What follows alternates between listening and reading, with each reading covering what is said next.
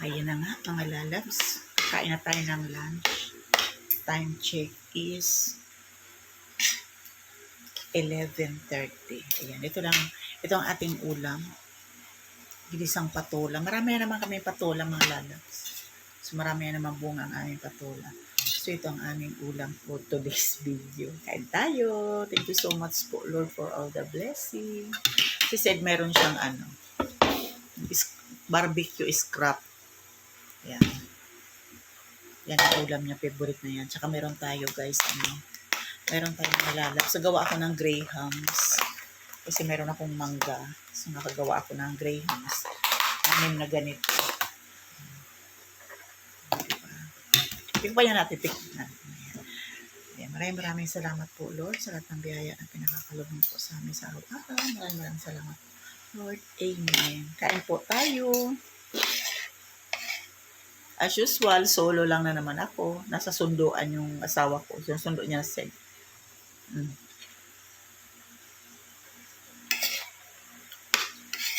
Pinabaunan ko ng ginusang patola si Sam. Di ko alam kung kakainin niya. Kung hindi niya kakainin, at least marami siyang kasama doon. May mga kasabay siyang kumain sa office nila. So, pwede niya bigay. So, pinabaunan ko siya ng ganito. Barbecue scrap. Maharap yung patola. Pag bagong pitas talaga masarap siya. Manamis-namis.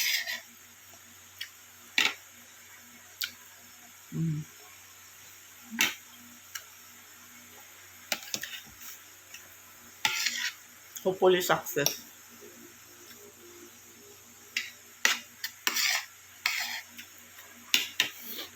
Kain tayo mga lalab.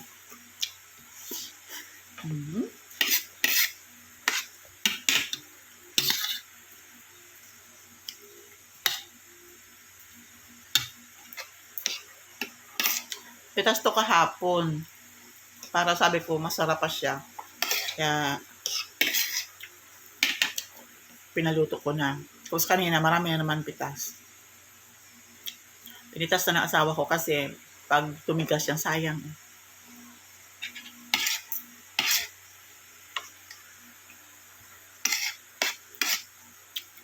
See you soon ulit, Bicol. December 4. Ayan.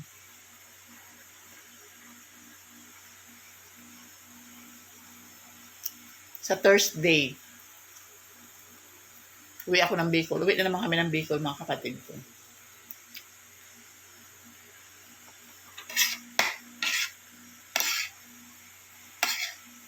Kauwi ko lang, di ba? Siguro mga 2 weeks pa lang kami nandito. Mga 2 weeks mahigit. Uwi na naman kami.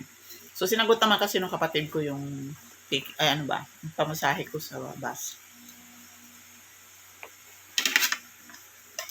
Masaya kasi pag yung ipon-ipon ba. Naglalaro kami ng 41 doon. Ang saya. As in, ang saya.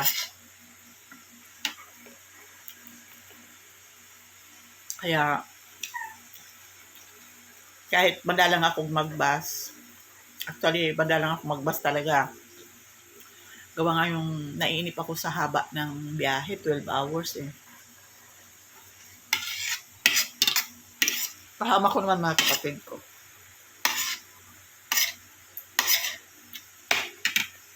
Ayan mga lalab, saan ang ulam nyo dyan? Gulay-gulay muna tayo.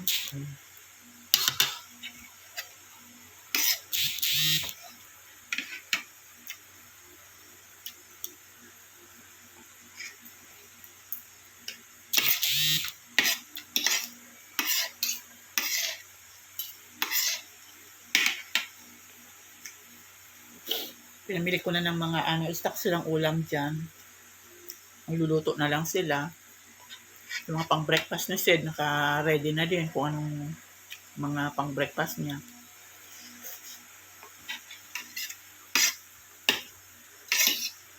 Baka 1 week lang ako doon. Kung maiwan pa yung mga kapatid ko doon, siguro mauna na ako. Hindi ako pwede magtagal.